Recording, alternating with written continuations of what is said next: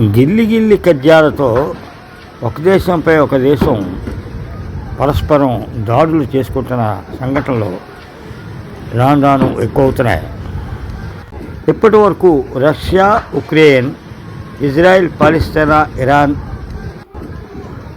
భారత్, పాకిస్తాన్లు పరస్పరం దాడులు చేసుకుంటున్నాయి. కాగా భారత్ పాకిస్తాన్ యుద్ధం ముగిసినా మిగిలిన రష్యా, ఉక్రెయిన్, ఇజ్రాయెల్, పాలస్తీనా, ఇరాన్ యుద్ధాలు మాత్రం ముగియకముందే మరో 2 దేశాల మధ్య తీవ్ర ఘర్షణ మొదలైంది. థాయిలాండ్, కాంబోడియా సరిహద్దులలో యుద్ధ విమానాలు మోహరించి పరస్పరం దాడులు చేసుకుంటున్నాయి. థాయిలాండ్లోని బానాఫులేనో గ్యాస్ స్టేషన్పై కాంబోడియా BM-21 గ్రేడ్ ర్యాకెట్లతో ఉరుచుకుపడింది. ఈ దాడిలో 8 మంది మరణించారని, పలువురు గాయపడ్డారని